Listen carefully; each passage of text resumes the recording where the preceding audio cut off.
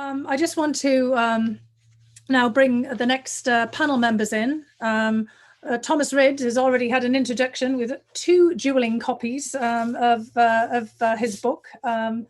And really delighted that you could join us, Thomas. It looks like you're actually outside in a wood somewhere.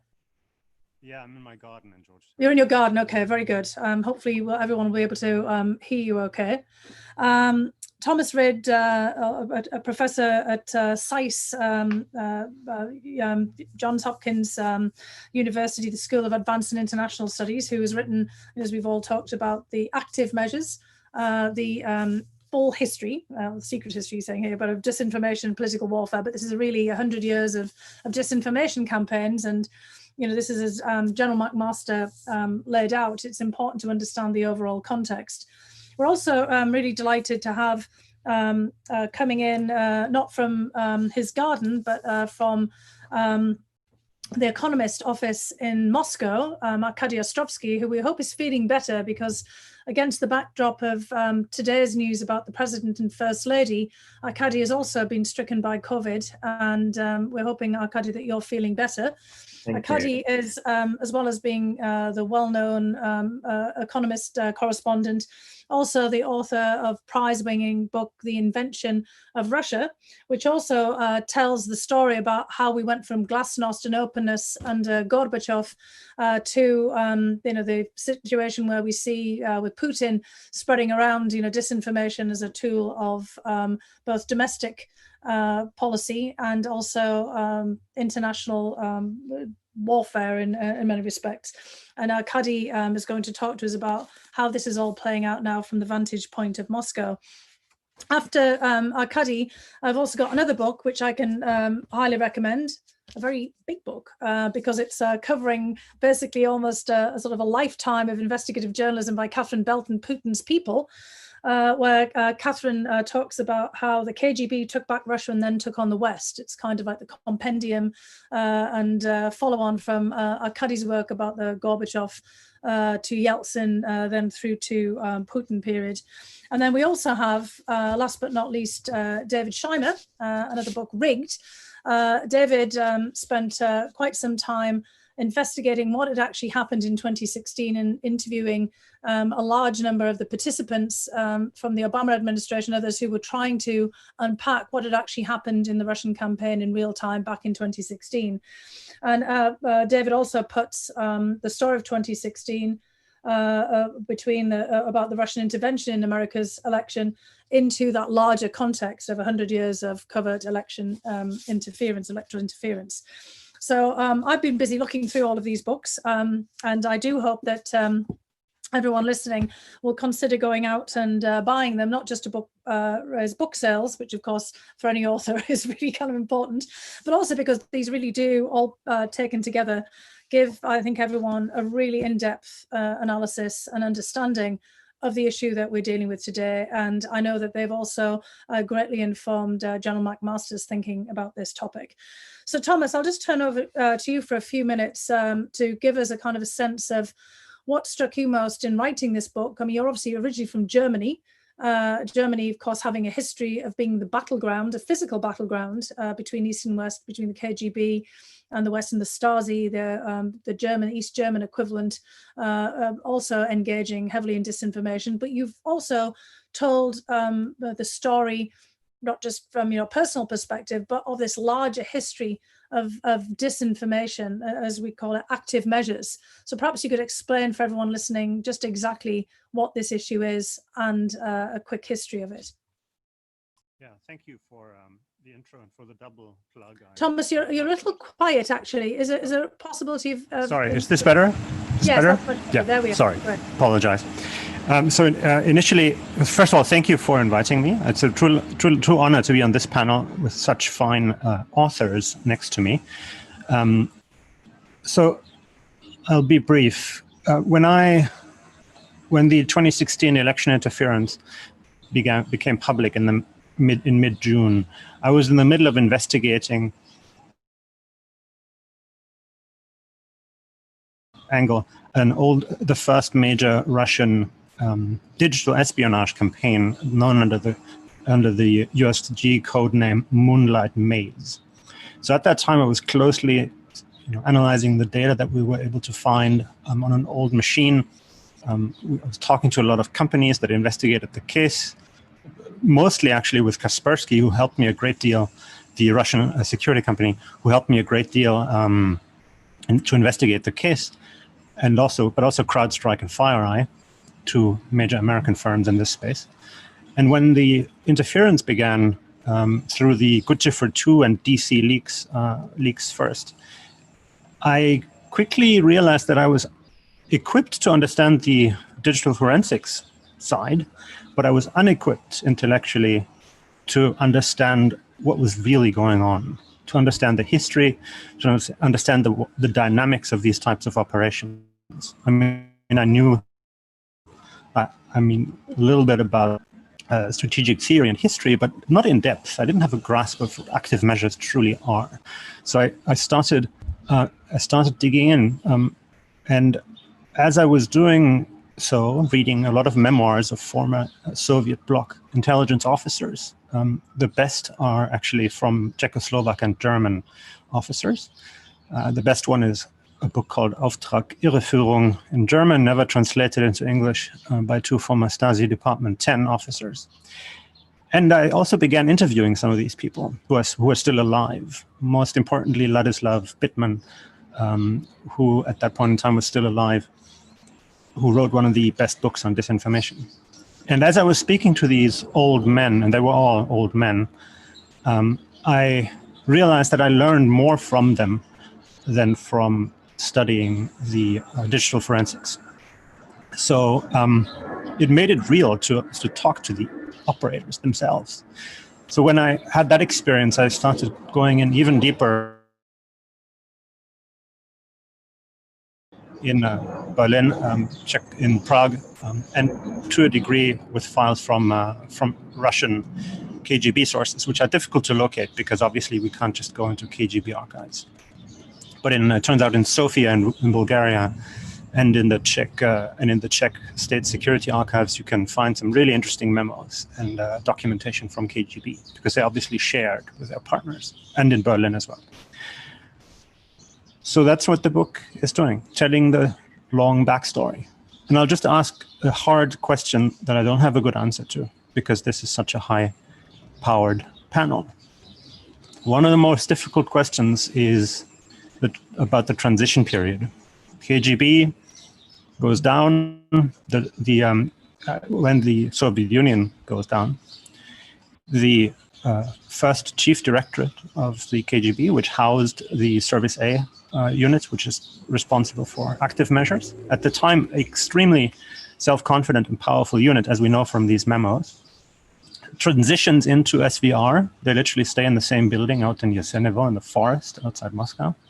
But we don't really know what happens to that unit. The sourcing there is not very good. And of course, the really hard question is, can all the major disinformation operations that we've observed since, and they really picked up steam in 2013, late 2013, early 2014, mostly in the context of Crimea, Ukraine, not just Crimea. The most significant operations that we can study are GRU operations. The attribution is quite strong already then. So what happened to SVR? What happened to Service A? What happened to the human intelligence-driven disinformation operations? Because we don't really see them. It's hard to find examples today. How did they shift from SVR basically to GRU? And what does it mean also that the unit inside GRU that is mainly responsible for these operations is a signals intelligence unit by origin, not a human intelligence unit? I mean, obviously I'm simplifying, but essentially we see a shift of this skill set within the Russian intelligence culture.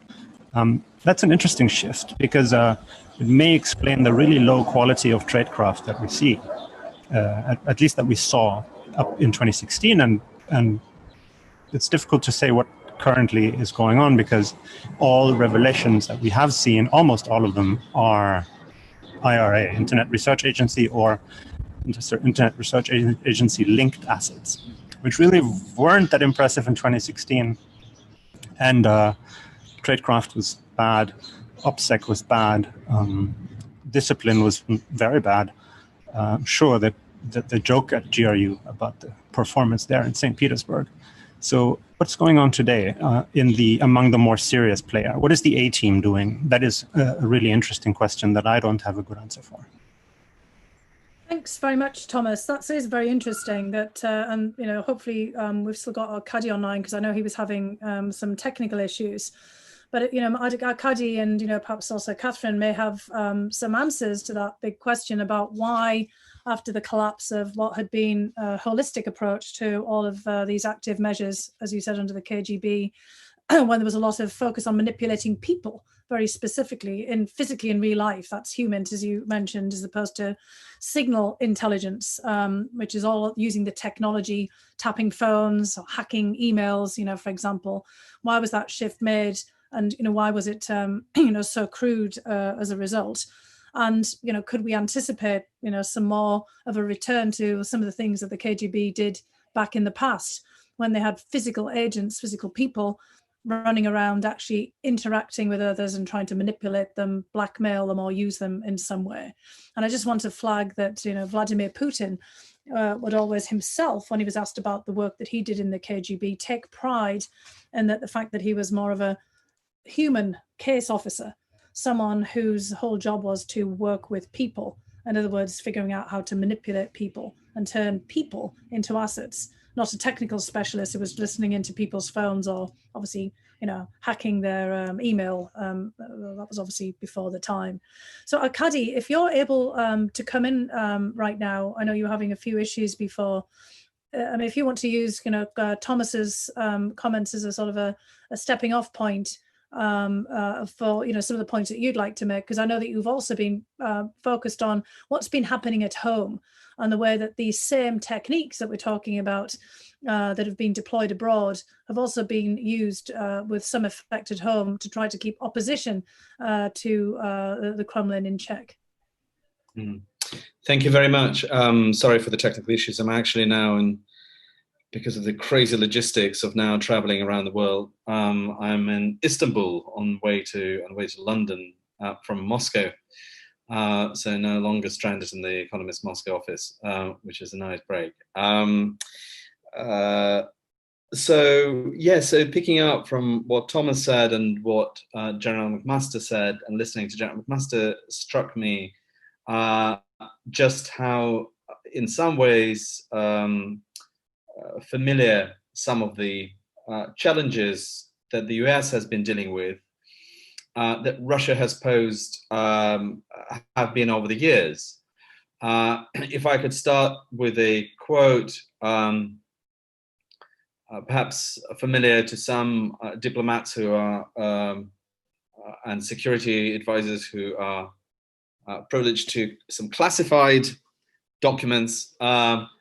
The text might be familiar. To undermine general political and strategic potential of major Western powers, efforts will be made in such countries to disrupt national self-confidence, to hamstring measures of national defense, to increase social and industrial unrest, to stimulate all forms of disunity. All persons with grievances, whether economic or racial, will be urged to spelt redress, not in mediation and compromise, but in defined violent struggle for destruction of other elements of society. Here, poor will be set against rich, black against white, young against old, newcomers against established residents, etc. Now, don't worry, Fiona, I'm not quoting from any really classified document. It was once. This is February 2020. This is February 22nd, 1946. This is an extract from George Kennan's long telegram, which was, of course, classified at one point. In a way, the reason this is and this is not just sort of a journalistic flourish and saying, look how striking some of the similarities are. Kennan is writing immediately after the war, when very few American or Western diplomats really understood what was driving Stalin's Kremlin.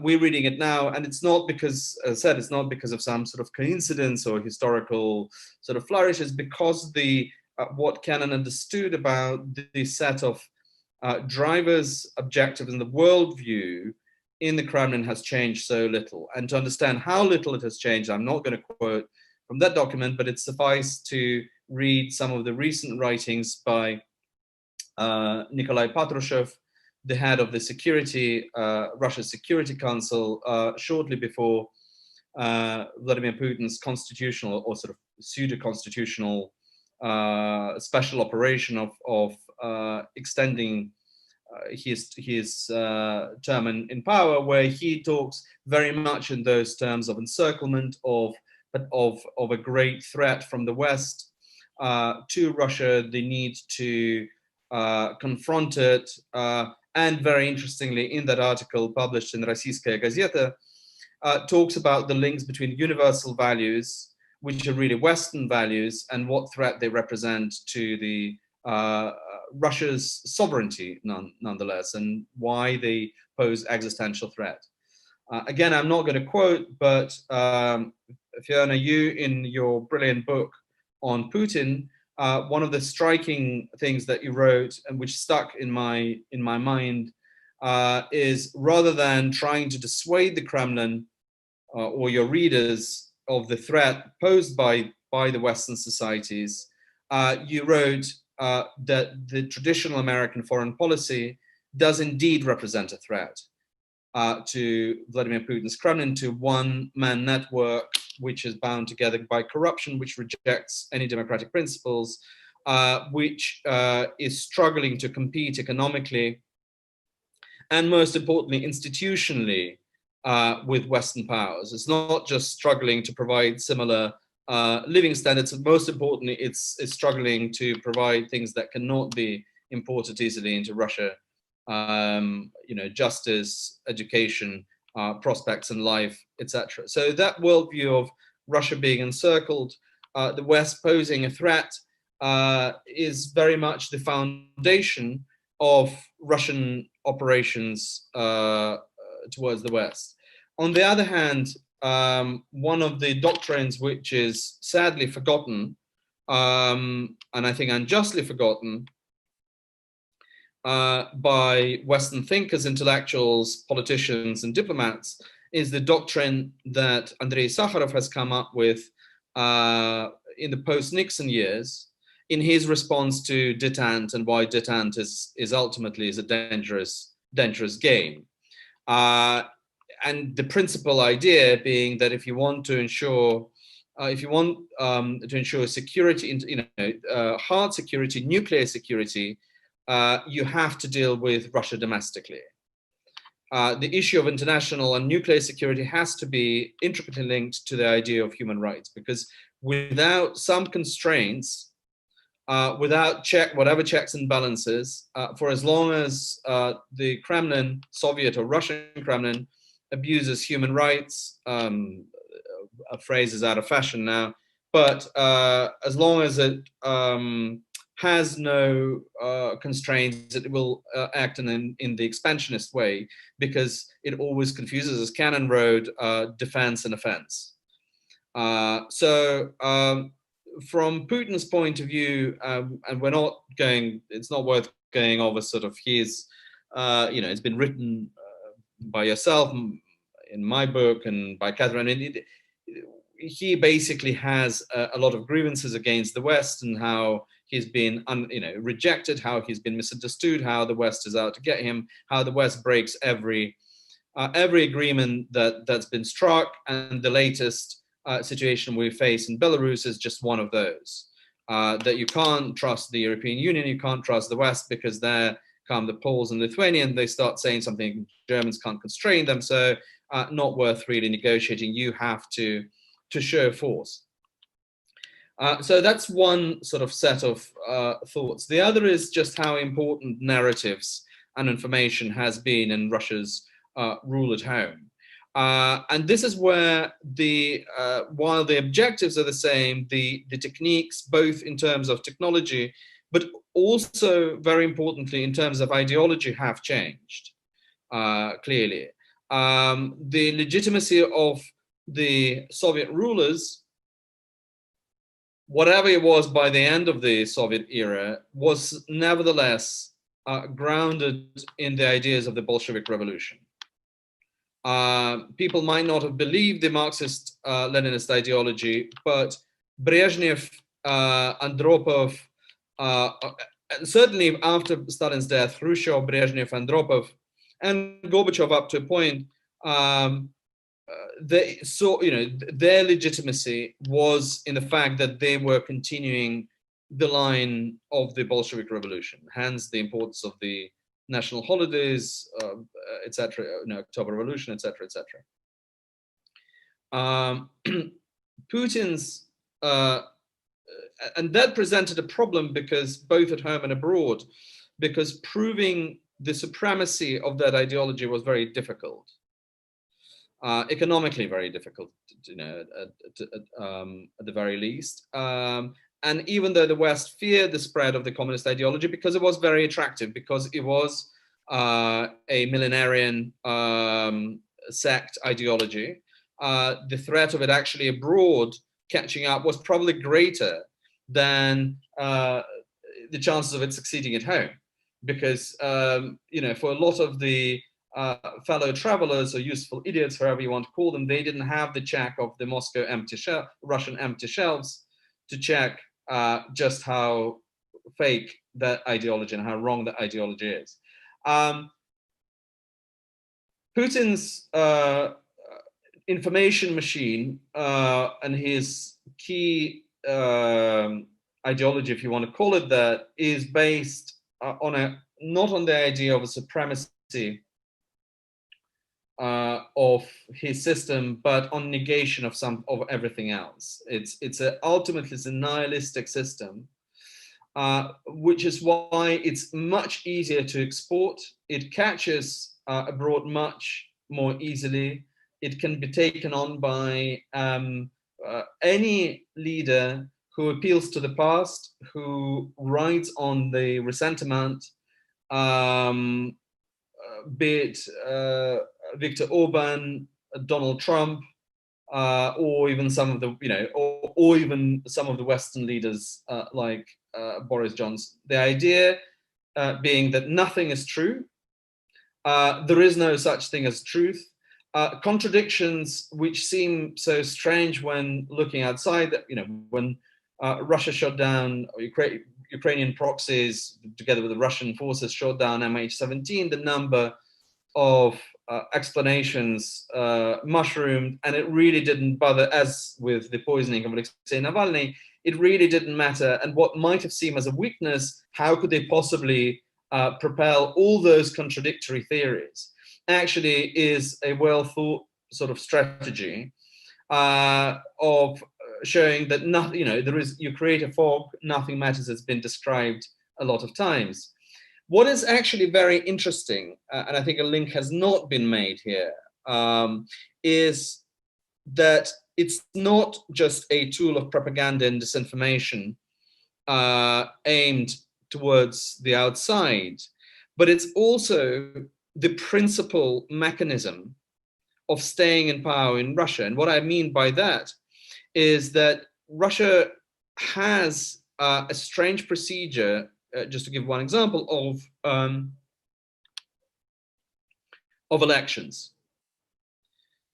It has kind of the trimmings of not a democratic regime, it doesn't pretend to be democratic, but a regime that can organize acclamation of legitimacy through ballot box. Whether you exclude others from it doesn't matter. But the way that Russian political system works, its absolutely key element is demobilization. You have to have very low trust in the electoral procedure to guarantee that you stay in power. You need very, very low turnout of people, as low as possibly can be achieved. You need to explain to your voters that politics is a dirty business and there is no truth, and therefore it's not worth going to the ballot box, you need incredibly low turnout, on which you can then mobilize and deliver the necessary result. Once that breaks, which is what, in a way, Navalny's strategy has been aimed at, and once people suddenly decide that they are going to turn up and vote, that system starts falling apart. So negation, cynicism, and nihilism is not just the tools of propaganda. They're also the ultimate tools of a political system that Putin's built. The difficulty of that political system is that you need to achieve two things at the same time. You need to demobilize people, to tell them there is no truth, to tell them it's not worth coming to the ballot box, and you need to turn it on, to mobilize people so that at a critical moment they can deliver the acclamation. So Putin works much more through information flows, through narratives, through that instilling the ideas of learned hopelessness, much more than he does actually through sheer force and violence, either at home or abroad. I'm not at all sure that I answered your excellent question, but this is just the thoughts that were very much provoked by what you were saying, Thomas was saying, and General McMaster was saying. Thank you very much, Arkady. I mean, that gives us a really kind of comprehensive overview of the use of information by Putin domestically and what he's trying to do abroad, and that actually ties into an awful lot of the questions that people have asked about. What is the strategy here? Kind of what's Putin and others trying to do here? And as you're saying, it's kind of pretty difficult to kind of try to demobilize and mobilize electorates at the same time. And obviously we can see, quite a few parallels with some of the things that we're grappling with at home. I think another important point that both you and Thomas have made is the way that all of these efforts are documented. I mean, I really appreciated what Thomas said, is that all of the conclusions that he has come to in his book come from his own research into documents. This is not just conjecture and analysis or judgment, but the fact is that a lot of these actors who were engaged in these disinformation campaigns in the past kept a record of what they were doing. And that, some of that was declassified in the Soviet context, certainly in Germany, after the reintegration of Germany. And so we actually have a lot of evidence, especially as in the case of Thomas and you yourself, Arkady, and then we're going to move over to Catherine, have gone out and interviewed people who were participants in these operations, and they explained what they were doing. So the people who are listening out there, this is not just a bunch of academics or investigative journalists who have gone and made something up. They have actually interviewed and spoken to the people who are involved in these operations.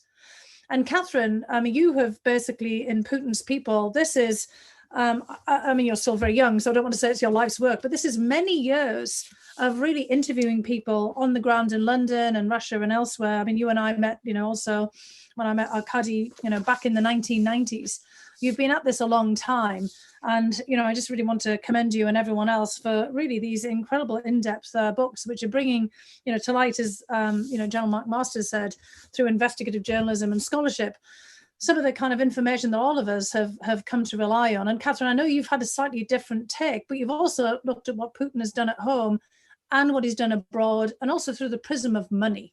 It's not just been through information, but money that has also backed up, dirty money, these operations. So I'll just come over to you now as well.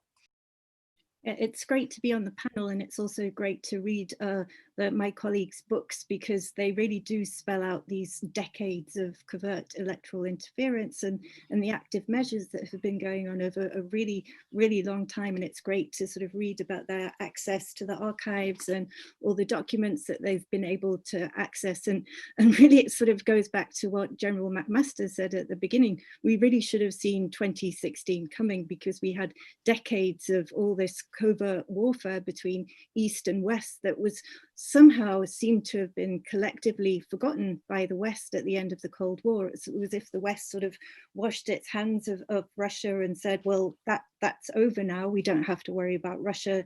It's pretty weak, and we can sort of get on with the other threats that we face in the world. And it seems that that has been an oversight, which has allowed Russia, despite, as Thomas pointed out, its low standards of tradecraft. A lot of people people have kind of compared some of Russia's actions in 2016 as being kind of akin to Keystone Cops. It was almost as if they wanted to be discovered, but some of those actions were still successful to the degree that the West had been so relaxed and it didn't see it coming.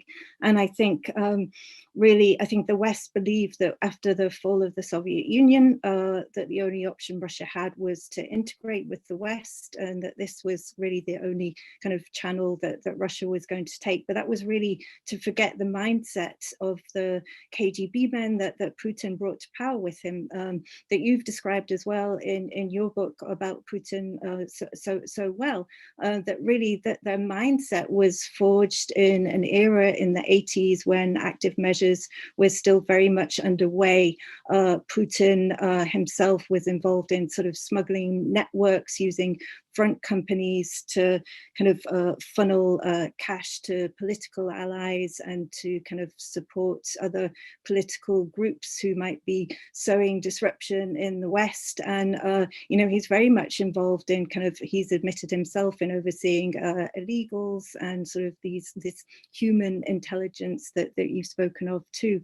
And so, and as Arkady pointed out, these are KGB men whose mindset is very much kind of still steeped in Cold War paranoia.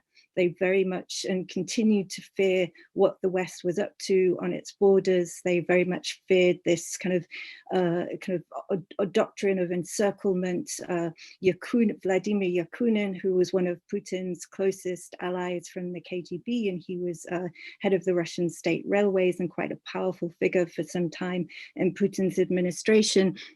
When, for instance, Viktor Yanukovych was toppled as president of Ukraine, he spoke immediately to me about how this was, again, the CIA trying to take Ukraine away from Russia, because they knew that by taking Ukraine away from Russia, this was the way to destroy Russia's strategic capabilities. He said they have plans on a bookshelf, and I know that they dust them off every now and then, and they're trying to destroy us. And this is how they viewed the color revolutions in many former Soviet republics, and it really kind of colored the way that they kind of built their own power. And when I was writing my book, I began sort of setting out to sort of write about how Putin and his KGB allies were taking over the economy. And when I set out writing it, it was more from the point of view of the crony capitalism, about how they were sort of taking over all these strategic sectors of the economy, essentially to line their own pockets. And that was also actually a mistake, because again, there's only so many tens of billions or hundreds of billions of dollars you can grab hold of to spend on mansions or yachts for yourself. It always had a kind of a bigger strategic kind of rationale behind it.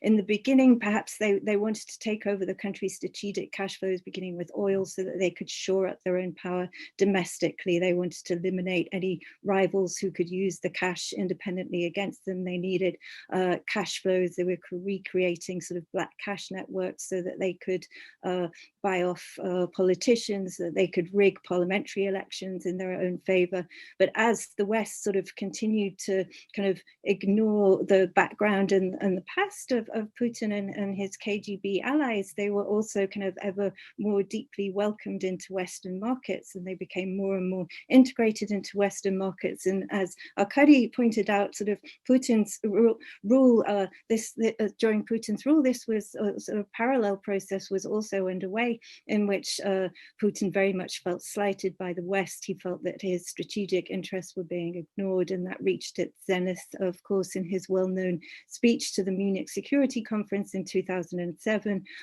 when he was railing against the ever eastward expanding NATO. He was railing against the placing of the missile defense shields on Russia's borders, and he basically warned the West that you better watch out, there are other developing economies out there.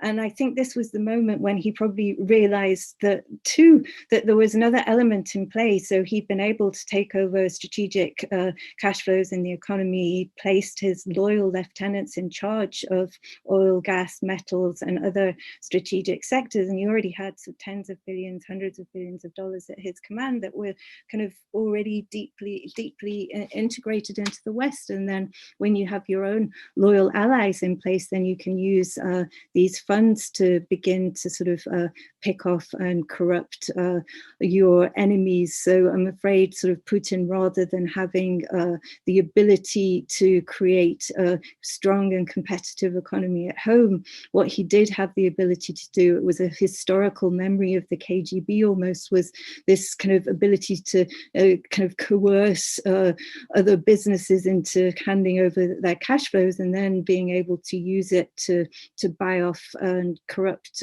politicians abroad, to try and undermine democracies abroad, to try and undermine your enemies rather than compete as a kind of a direct kind of rival, which Russia wasn't in a position to do. So as Arkady pointed out, it's a nihilistic tactic rather than anything constructive at all. So, and you only really had to look at who was benefiting from the asset grab of Putin's Kremlin to really understand some of the forces at play.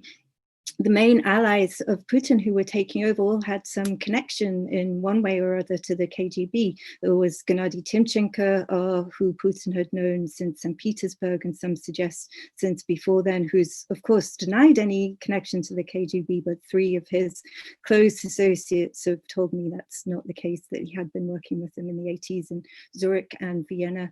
And there were other bankers. So there was Yuri Kovalchuk, who had a connection with the KGB in St. Petersburg, whose bank Rossiya kind of mushroomed in size in Putin's first 2 terms in power, and it really became a very powerful force in the economy. And then there was another guy, Andrei Akimov, who was head of Gazprom Bank, who in the Soviet times had been one of the youngest ever heads of the Soviet Foreign Bank in Vienna in Austria. And I'm told you don't get to such a position without having very serious ties in foreign intelligence circles. And so really sort of Putin was re-establishing sort of old KGB networks. And another very curious character who cropped up in some of my research was a guy called Martin Schlaff. And he was very active Stasi agent when Putin was in Dresden. Schlaff had worked closely with the head of the Dresden Foreign Intelligence on the HVA. They'd been siphoning cash through kind of fake technology deals, and the head of the Dresden HVA ended up going to work for Schlaff after the collapse of the Berlin Wall and after the Soviet Union fell. And so Schlaff ended up being a kind of running a key network in the Gazprom empire, the Gazprom international empire. And he was someone who kind of really should have rung a lot of alarm bells, because he'd already been criminally investigated for allegedly trying to bribe Ariel Sharon, the Israeli prime minister. He had close ties with Gaddafi. He had close ties with Bashar al-Assad. So it was all these old patronage networks of the Soviet era. And here you had a guy who was in Austria. He was running one of Gazprom's intermediaries, which was benefiting from kind of gas trading deals to the tune of several billions of dollars. And there were some people who were sort of saying, look, these networks are really intransparent and they could be used to sort of funnel off cash for nefarious influence operations. But I think the West just thought it was all over. But I mean, obviously, I'd be very interested in hearing what your view is on this, and why it was that the West was sort of willing to kind of turn such a blind eye. And it wasn't just through having kind of loyal allies in charge of these sectors of the economy. The FSB, the successor agency to the KGB, had a department called Department K, which was overseeing and in fact, I hear, running some of the big money laundering operations, which have since been uncovered, in which tens of billions of dollars in illicit cash has been funneled into the West, and some through Deutsche Bank in the mirror trade scheme, and others through the Moldovan laundromat. And I'm told that some of these FSB officers were kind of using these cash flows as a conduit to also kind of funnel their own strategic money into the West. And just to kind of close off, I think that there is, it's a big problem that we have to kind of deal with in kind of boosting transparency in the West, because as one former senior KGB officer told me, he said, black cash for us is now more of a potent weapon than nuclear weapons, because we can use it every day to undermine and dismantle the Western system from the inside. And that also goes a bit to Thomas's question. We see the kind of the operations of the group, but there's a lot that we don't see that's still under the carpet that we still have to uncover on the kind of the money flows that are going into our political systems. That's great, Catherine. I mean, I think that does provide a great complement to Thomas. I mean, I was thinking as you were speaking, Thomas's question that he posed at the beginning, I mean, after he followed all the documents and all of the interviews and found that, kind of he was always being led to the GRU on the signals front.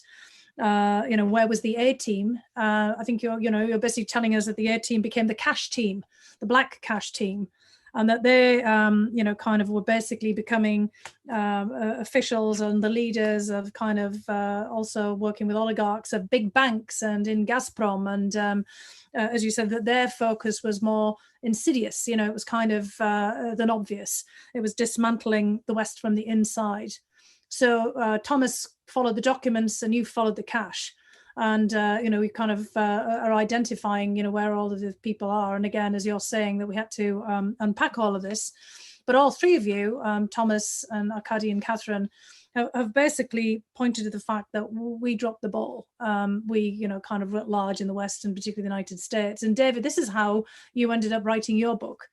You were kind of working actually on your PhD dissertation at the time and also trying to understand how was it that we didn't see this coming in 2016? And you went out and actually interviewed people on the other side of things, more the Americans, not just the Russians, who were trying to kind of grapple with this, what should have been a rather anticipated attack in 2016, but which caught everybody off guard. So David, perhaps you could, give us a quick overview of what you did, and then I'd like to get back, to all of you. I've been trying to weave in questions as we're going along, just in the last 10 minutes or so, to also come back to Thomas again. And David, if you could give us a chance, to see what you discovered in the course of your own inquiry about what the heck happened in 2016.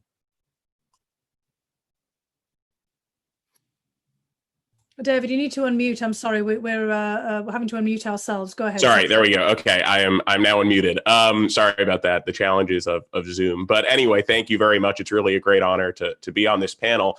And I think something that's been said both implicitly and explicitly that really motivated my research is that it's impossible to understand what occurred in 2016 by just studying 2016, because what Russia did to America, which was execute what I call a covert electoral interference operation, a covert operation to manipulate an electoral process, is a very, tried and tested idea, a phenomenon really that has underlied the past century of U.S.-Russian relations as foreign actors. Both the U.S. and Russia and the Soviet Union had interfered in electoral processes around the world, including in the United States. And so what I do in my book is try to restore or recreate that history of covert electoral interference. And the latest phase of that history is 21st century Russian operations to interfere in elections globally in support of authoritarian-minded and divisive figures and causes.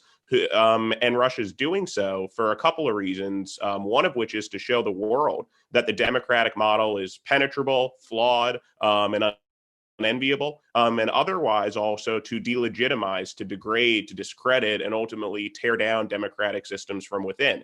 And I was struck in my research in interviewing figures in countries like Ukraine or Montenegro or the United Kingdom and France, how their elections are under siege as well. This a myth right now is that this is just an American problem and it's an aspect of U.S.-Russian relations, and that's just not so. And U.S. government officials knew that. I interviewed for my book more than 130 people, including 8 former CIA directors, but importantly, as Fiona referenced, 26 former senior officials in the Obama administration. And what I found is that by 2016, the Obama team knew that Russia was interfering in elections in Europe, for example, with Ukraine being its testing ground. But there was a presumption that Russia might be doing it over there, as one advisor put it to me, in third world countries, but they weren't going to do it here in America.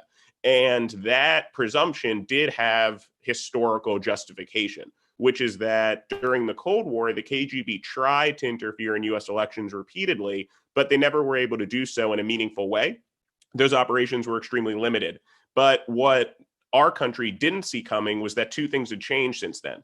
The first, obviously, was the rise of the internet, digital connectivity, which had digitized our information ecosystem, digitized our actual infrastructure in many respects, and which made it so that for the first time, Russians, hackers, and trolls sitting thousands of miles away could manipulate Americans at scale, our country at scale, in an accessible way and in a quick way, that with far-reaching consequences that was not anticipated. And Obama's advisors readily say that they did not see that coming.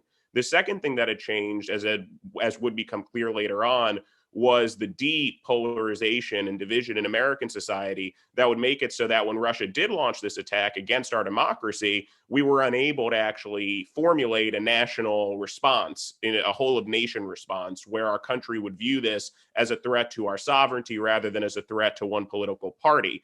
And so Russia then proceeded to execute its operation, which ran along 2 tracks in 2016 and did catch our government off guard.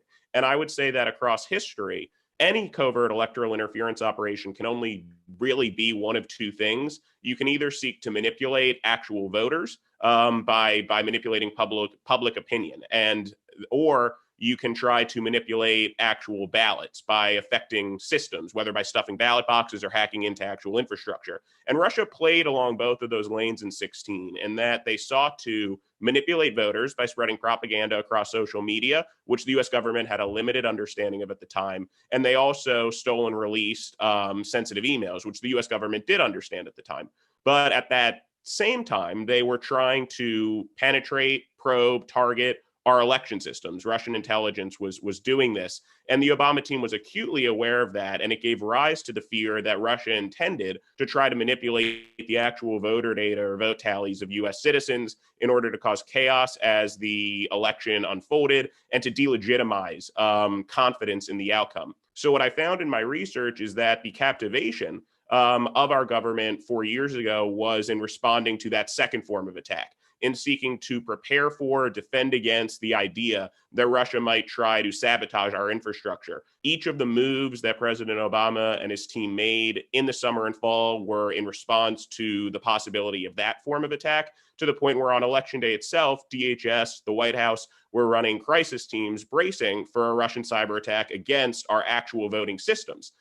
So come election day, such an attack never actually manifested itself, but Russia had been playing along that other lane. They'd already influenced millions of Americans with its propaganda across social media, with the stolen emails, and suffered no consequences for doing so until after the 2016 election. And so moving forward, this threat will persist. We know it's persisting. Vladimir Lenin saw, when he interfered in elections, what Vladimir Putin sees today, which is that elections are by nature penetrable. And for us as a democracy, in seeking to defend against this threat, you have to play across both of those lanes. You have to secure your infrastructure, but you also have to defend against efforts to manipulate public opinion. To defend an election is to defend against both forms of attack. And you also have to do what you can to treat this issue as the national issue that it is, because something that history clarifies is that Russia has tried to help Democrats in the past. Now Russia is trying to help a Republican, but what Russia is after is to advance Russia's objectives, which is to influence who our leaders are, to sabotage our democratic processes, and to undermine the viability of the democratic model in the eyes of the world. And that should serve as a call to action for all Americans, regardless of whichever party they happen to affiliate with. And yeah, that is what I found in my research, and it remains, I think, extremely relevant as the election in 2020 approaches in the next few weeks. That's absolutely excellent, David. I mean, you've brought everything together there, and also set the scene for the next panel as well. That's going to also take on the whole domestic front. And, why was it that domestic actors focused in on, the aspect of this that you point out, which was exactly the wrong one, that this was kind of, all focused on one political party or one particular individual. We, in a way, allowed ourselves to be, fooled by the disinformation effort, and to fail to see that we were being attacked nationally, as you said, because of, the crisis in our own domestic politics.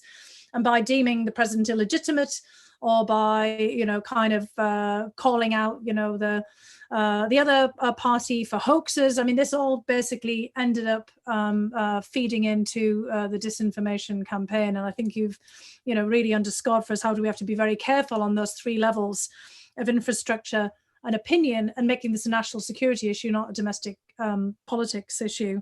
I also really appreciate the fact that you really talked about not just focusing on the sabotage of the infrastructure, but all the other things that we need to do here. I mean, I'd like to go back, briefly to Thomas, who set us all off this at the very beginning. And I wonder, Thomas, in all of those old timers from the security services that you talked to, whether they could possibly have imagined, how this all played out in 2016. I think we've had a really good overview of the situation from, everybody else who's spoke subsequently, and, David really putting it all together for us. But when, kind of you spoke to these individuals who were really working on all this at the Cold War, I mean, obviously the United States had a failure of imagination to think that what, Russians had done very effectively, back in the day in East Germany, perhaps, or also more recently in Georgia, Moldova, Ukraine, and elsewhere, they could do in the United States. What do you think some of the people that you were interviewing with would have thought about this? Yeah, great question. I think with Ladislav Bittman, because we spoke after this start became public of 2016.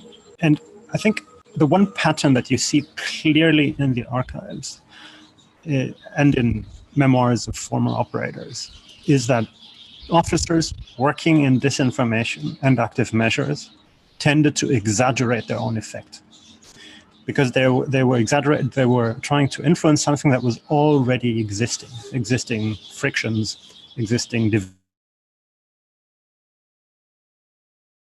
problem, as Bittman called it. Because what was your doing and what was happening organically anyway?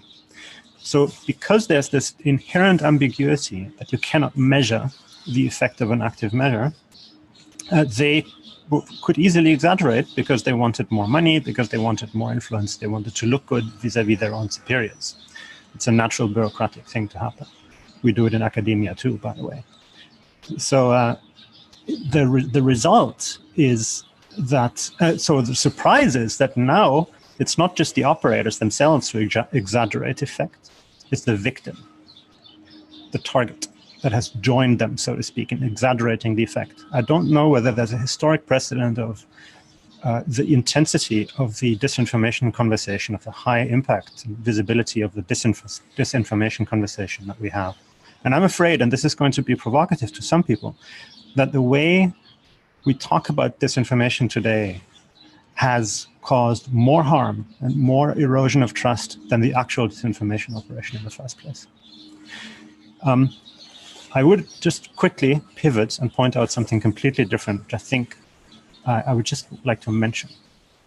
And that is that in late 2016, an operation began in the shadows, literally called the Shadow Brokers, a fake activist group, or potentially real activist group, we still don't know for sure who it was, who started to leak NSA hacking tools, genuine NSA hacking tools, an extremely embarrassing operation that continued for a long time and caused extraordinary harm to the American intelligence community, especially NSA.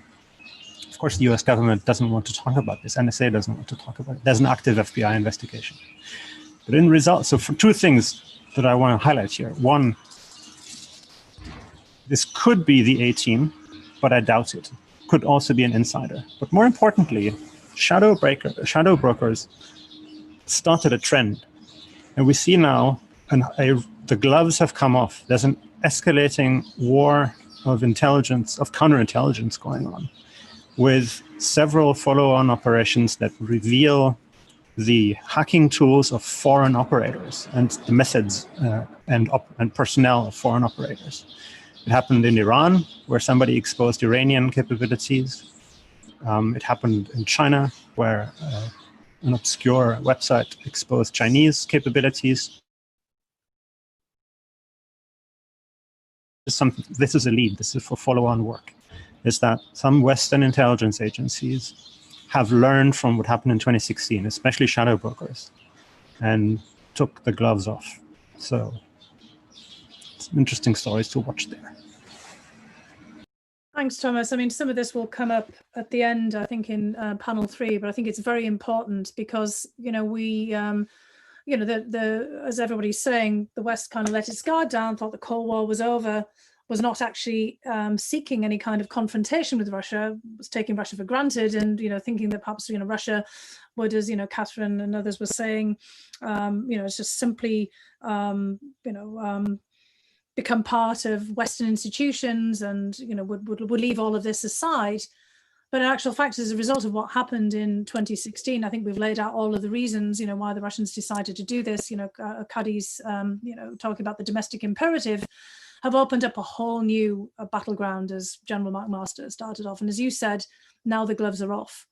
And we've most recently seen the Russians also proposing now a cyber non-aggression pact. There may be a realization that perhaps this opened up a front that they didn't really want to let get out of hand. In 2017, during the G20 meeting in Hamburg, in which General McMaster and I were both present, the Russians first floated this idea of a non-aggression pact, a bit of a sort of 1930s style pact, which seemed particularly out of context. But the more that we talk now, the more that we see what's happening, you now see that they themselves may be having some worries. So even as you say, the A team may not be there, all kinds of B teams, not just Russian actors and US actors and Western intelligence operatives, but many others are in on this act now. They've opened up a sort of a cyber Pandora's box where many other, including non-state actors, may be playing as well. And this is kind of raising concerns. We weren't prepared for 2016, but maybe even Russia itself and others are not now prepared for what might happen next as a consequence of this, not just between the US and Russia, but in a larger information battleground. So I just want to thank everybody for what great presentations today. I do hope that everybody listening will have a chance to read everyone's books. I think they all fit together really well, although there's some, kind of overlap, at least in themes and some of the issues. I personally benefited, which is how I put this panel together, from reading Thomas's book, then, going back and reading Kadhi's, which had come out much earlier, giving us the whole sort of history about, how we went from glasnost, which was all about openness and transparency, to something that's very much, as Thomas is saying, now in the shadows again. Looking at Catherine's, seminal work about how the money, came out, and as we're saying here, how the GRU went off into cyberspace, but the SVR may have gone off into the financial space, and how about all of these issues have blended together, and then David's effort to really understand, put all this together in 2016, and by recognizing that some of our own officials didn't really see quite what was going on in real time, and maybe got diverted by the concerns, understandable concerns about sabotage of infrastructure, and missing, some of these other attacks, and the importance of that. Well, thank you everyone for really a very enlightening effort. Again, I just ask people who'd like to learn more to take a look at the books. Thanks for watching. Be sure to like and subscribe for more videos from Brookings.